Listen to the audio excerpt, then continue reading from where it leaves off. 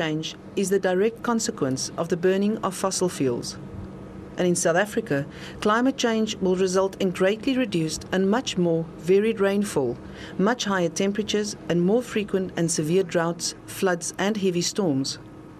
Although a relatively small economy, South Africa's emissions are in line with highly industrialized countries such as Britain and Italy.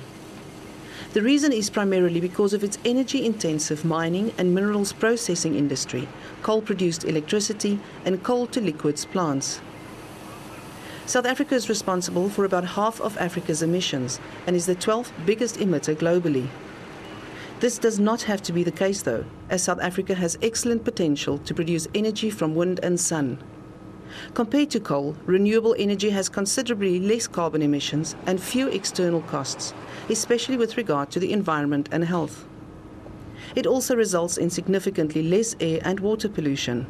Compared to nuclear energy, it is cheaper, safer, and produces less waste. Renewables can be built in less time than either coal or nuclear, create more jobs than either, and use less water. It also enables decentralized energy production, which means that it can be built off-grid and reduces energy poverty, especially in rural areas. The Earth is now warming rapidly, and to slow down the process, we urgently need to cut down on carbon pollution.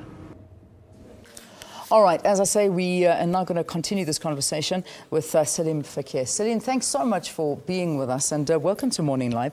Tell us a little bit more about the festival now.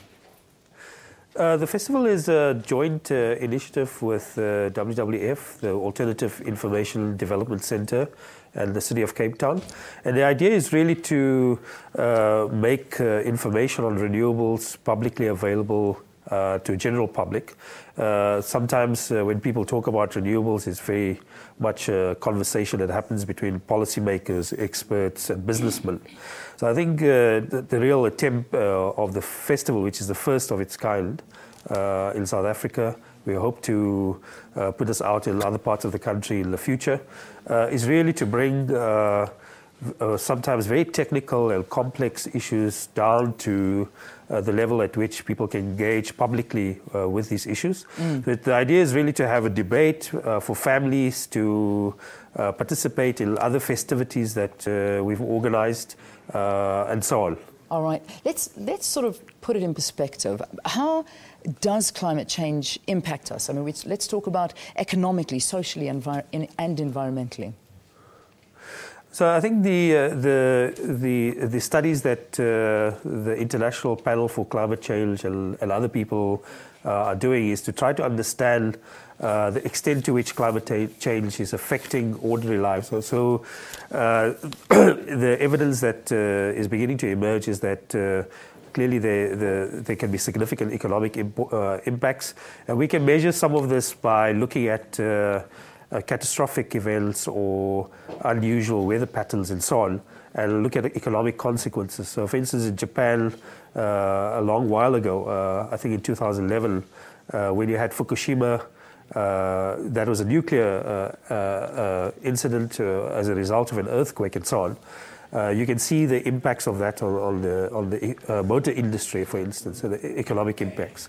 Yeah. That was followed by floods in September in Thailand, which was unprecedented. Yeah. Now, Thailand is also a manufacturing center for cars, so the knock-on effect was quite significant. But in Africa, this is also a big issue, which the AU and other organizations are trying to deal with. Yeah.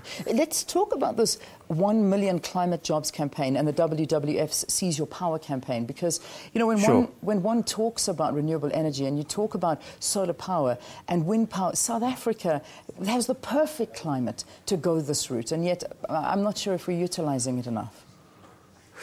I think the government is sort of trying to, with the energy plan. So we have last year in December, the Department of Energy put out an integrated resource plan. So there are two significant things out of that. The first is that the plan tries to deal with our carbon emissions, and there's about 19,000 megawatts of renewables that is earmarked for the next 20 years.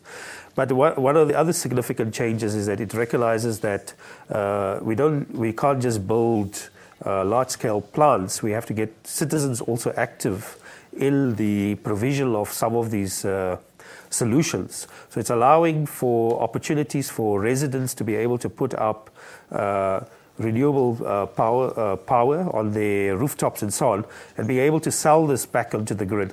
Now, these are some of the opportunities that are likely to be created. The City of Cape Town, for instance, which is a partner partner organization with the festival, is looking at trying to expand the scope for rooftop photovoltaic or solar power in the long term, and they are trying to develop mechanisms where individuals like myself and you can provide energy and be able to sell that back onto the grid. So these are some of the things that are hopefully will expand renewables in the future. All right. Well, thank you so much for joining us, Saliem Fakir, talking to us about a festival that's going to be taking place this coming weekend, the Climate Change Festival. It's a pleasure having you with us as a guest in our Cape Town studios. Thank you very, very much. Thank you very much. Thanks. All right, let's take a break here on Morning Live. When we return, we're going to be talking to the wildlife photographer of the year, Greg Du Toit. He's just published a coffee table book.